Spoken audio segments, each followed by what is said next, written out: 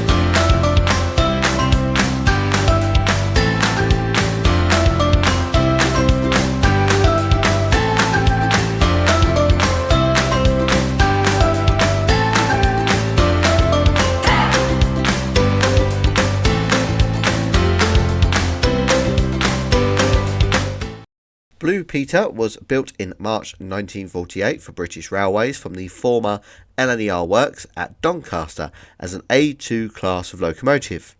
And for a year she worked from York Shed, working along the East Coast Main Line, but in 1949 she was redesigned to work on the Scottish region of British Railways, primarily working express trains between Glasgow and Edinburgh, and during her working life not much else happened, apart from in 1951 she hit the magic 100 miles per hour between Stonehaven and Montrose.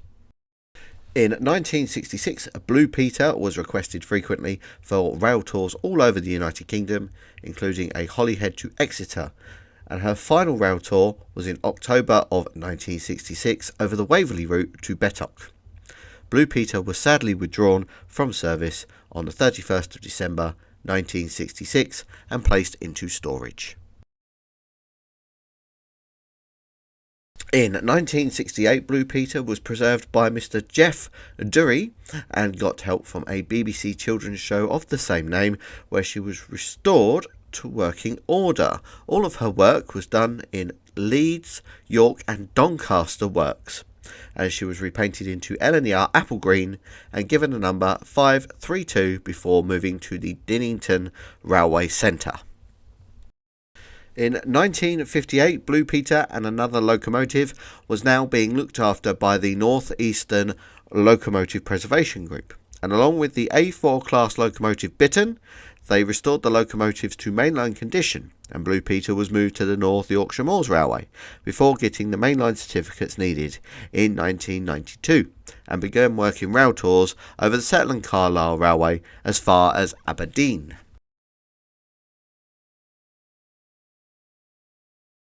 Now, in 1994, something happened that shocked the railway world and everyone on the first run of a preserved steam locomotive between Edinburgh and Newcastle.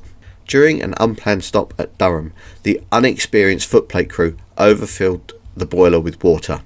Travelling south across Durham Viaduct, Blue Peter slipped her wheels and the driver failed to control her.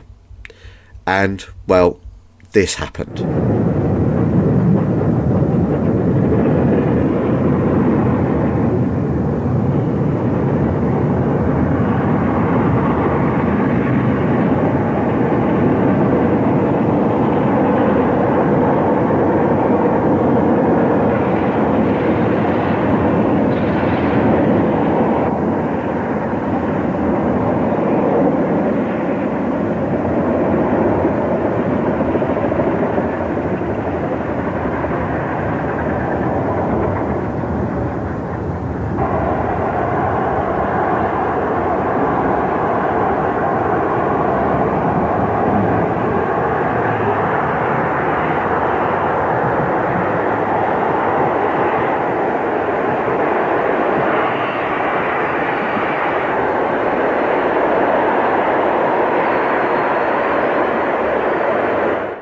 If you're unsure of what's just happened, well, I'm about to explain it. When a locomotive is filled up with too much water in the boiler, this is called priming. And water, unlike steam, can't be compressed in a locomotive cylinders. It is a really, really bad thing to happen. And this happened to Blue Peter.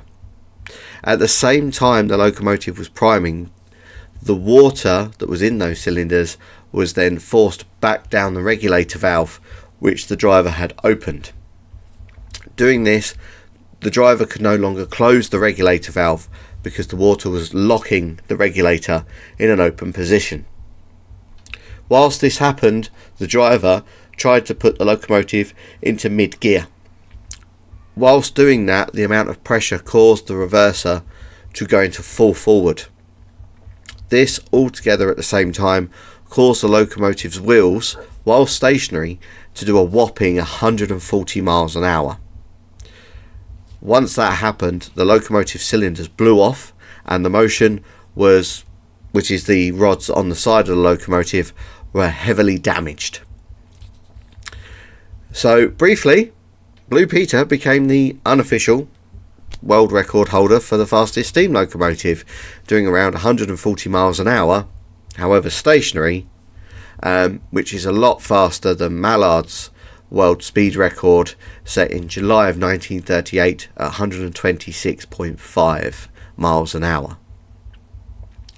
The driver did receive major injuries to his arm, and due to the incident, new rules were brought in to make sure that events like this did not happen again.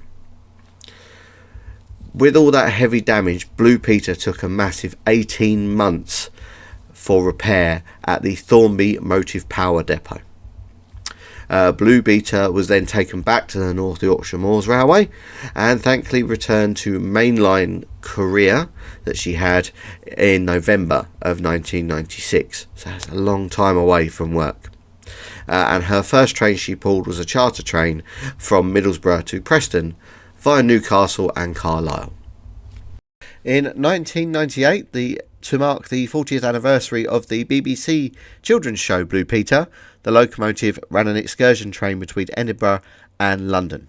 Fun fact, this is where I got my Blue Peter badge, as I was watching as a young boy and I wrote in to the TV show telling them about my model railway and the love of the hobby and of course the steam locomotives.